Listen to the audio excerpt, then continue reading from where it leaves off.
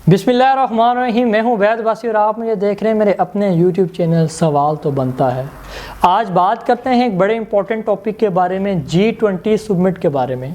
G20 group क्या है, ये कितने ममालिक पर मुश्तमिल है, पाकिस्तान इसका हिस्सा क्यों नहीं है और इस साल इंडिया ने इसको होस्ट क्यों किया, क्या आने वाले सालों में भी इसको इंडिया होस्ट करेगा और इसका प्रेसिडेंट मोदी को क्यों बनाया गया, क्या अगले साल भी इसका प्रेसिडेंट मोदी ही रहेगा।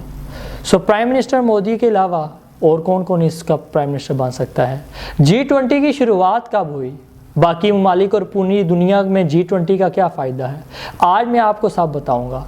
लेकिन G20 जानने से पहले G7 जानना लाजमी है, क्योंकि G20 कनेक्ट करता है G7 से, क्योंकि G20 की शुरुआत ही होती है G7 से। जी हाँ, तो बात करते हैं 1973 की, जब पूरी दुनिया को एक फाइनेंशियल क्राइसिस का सामना था। उसके बाद 1973 के सुपर पावर्स ने ये डिसाइड किया कि ऐसी यूनियंस बनानी चाहिए जहाँ पे फाइनेंशियल क्राइसिस को कम किया जाए। इनिशियली 4 ममालिक के फाइनेंशियल मिनिस्टर की मीटिंग हुई। अमेरिका, फ्रांस, यूके और वेस्ट जर्मनी शामिल हैं। बाद में इटली और जापान को भी मिला लेते हैं और 1975 में कनाडा को मिला के ये ममालिक बन जाते हैं 7 और इसको कहा जाता है G7 को। 17 नवंबर 1975 को व्हाइट हाउस में पहली मीटिंग होती है इंटरनेशनल फाइनेंशियल स्टेबिलिटी पे, कि कैसे इंटरनेशनल फाइनेंशियल क्राइसिस को स्टेबल किया जाए और कैसे इसमें बेहतरी लाई जाए। सबसे पहले तो इसके फाइनेंस मिनिस्टर ही मिला करते थे, लेकिन बाद में ये सोचा गया कि सिर्फ इन 7 ममालिक से नहीं, बल्कि दुनिया जो है वो इंटरकनेक्टेड है। दूसरे ममालिक के असरात पूरी दुनिया पे जाते हैं। जब तक पूरी दुनिया से पॉवर्टी ख़त्म ना की जाए, किसी ना किसी ममालिक में असरात रहें तो उससे पूरी दुनिया इफ़ेक्ट होती है। और इन 7 ममालिक के साथ रहने की कुछ वजूहत हैं। सबसे पहले ये कि ये भी लिबरल डेमोक्रेसी को फॉलो करते थे और ये ह्यूमन राइट्स की बात करते थे और इंडिविजुअल फ्रीडम की बात करते थे। ताहम सबसे बड़ी वजह G7 की जो है साथ रहने की, वो कोल्ड वार में ये वेस्टर्न ब्लॉक का हिस्सा थे। इनकी थिंकिंग और आइडियोलॉजी जो थी वो सेम थी। 1997 में रशिया को भी इस G7 का हिस्सा बना लिया जाता है, लेकिन बाद में रशिया जो है वो इन्वेड करता है क्रीमिया को। रशिया को G8 से निकाल दिया जाता है और ये G7 बन जाता है, जो आज तक G7 के नाम से जाना जाता है। अब बात करते हैं कि ये G7 से G20 कैसे बना। G20 भी इकोनॉमिक क्राइसिस की वजह से बना। 1997 में एक फाइनेंशियल क्राइसिस फील करना पड़ा, जिसके बाद G7 की कंट्री ने ये सोचा कि कुछ और कंट्रीज़ को भी G7 का हिस्सा होना चाहिए। उस फाइनेंशियल क्राइसिस ने अफेक्ट किया चाइना को, उस फाइनेंशियल क्राइसिस ने अफेक्ट किया इंडिया को, इंडोनेशिया को। उसके बाद और भी बहुत से ममालिक जो थे वो G7 का हिस्सा बने। 26 सितंबर 1999 में G7 की फाइनेंस मीटिंग के दौरान बताया गया कि दुनिया के दूसरे बड़े ममालिक का हिस्सा होना चाहिए।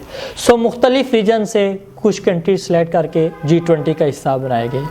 जैसे हमारे एशिया में से अगर हम बात करें तो इंडोनेशिया और साउथ कोरिया G20 का हिस्सा है। अगर साउथ अमेरिका की बात करें तो ब्राज़ील और अर्जेंटीना, नॉर्थ अमेरिका की बात करें तो मैक्सिको G20 का हिस्सा है, ओशिनिया की बात करें तो ऑस्ट्रेलिया जो है वो G20 का हिस्सा है, और मिडल ईस्ट की बात करें तो USA, सऊदी अरेबिया और टर्की जो है वो मिडल ईस्ट का हिस्सा है। और यूरोप में से यूरोपीय यूनियन कौंसिल जो है वो भी इस G20 का हिस्सा है। इस G20 में टोटल ममालिक हुए 19 और एक जो है वो as a whole European Union इसको मैनेज करती है। 2008 के ग्लोबल फाइनेंशियल क्राइसिस के बाद इन ममालिक ने डिसाइड किया कि इन मीटिंग्स को सीरियसली लिया जाए, और सिर्फ ममालिक ने डिसाइड किया कि इन मीटिंग्स को सीरियसली लिया जाए और सिर्फ फाइनेंशियल क्राइसिस की नहीं, बल्कि ग्लोबली जितने भी क्राइसिस पूरी दुनिया को फेस करने पड़ रहे हैं उनका सलूशन निकाला जाए, जैसे कि स्ट्रेटजिकल, पॉलिटिकल और इकोनॉमिकल क्राइसिस। पहली G20 लीडर्स की मीटिंग 2008 को अमेरिका में होती है। जिसमें ये तय किया जाता है कि ममालिक के दरमियान ट्रेड बैरियर्स को मिनिमाइज़ किया जाए ताकि डिफरेंट ममालिक के दरमियान ज़्यादा से ज़्यादा ट्रेड हो सके और पॉवर्टी को ज़ीरो किया जाए और दूसरे भी बहुत से इश्यूज़ का सलूशन निकाला जा सके। सो इस मीटिंग में $4 ट्रिलियन का बजट जो था वो मुख्तस किया गया इकॉनमी को रिवाइव करने के लिए। 2008 के बाद हर साल G20 की मीटिंग होती है और हर साल अलग अलग ममालिक इसको होस्ट करते हैं। सो इसको होस्ट करने का पैटर्न क्या है? एक स्पेशल पैटर्न है जिसको कहते हैं ट्रोइका सिस्टम। ट्रोइका सिस्टम के साथ हर साल एक डिफरेंट मुल्क इस मीटिंग को मैनेज करता है। जैसे साल 2023 की अगर मैं बात करूं तो मैनेज किया था इंडिया ने। इंडिया होस्ट करता है G20 की मीटिंग्स को।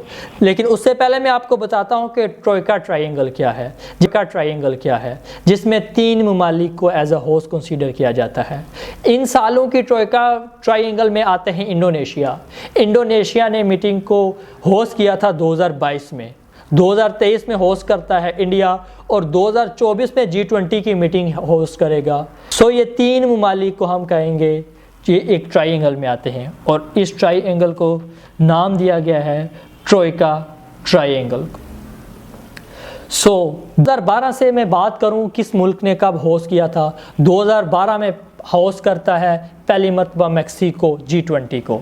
2013 में रशिया, 2014 में ऑस्ट्रेलिया, 2015 में इसको होस्ट करता है टर्की, 2016 में चाइना, 2017 में जर्मनी, 2018 में अर्जेंटीना, 2019 में जापान, 2020 में सऊदी अरेबिया, 2021 में इटली, 2022 में इंडोनेशिया और 2023 में इंडिया।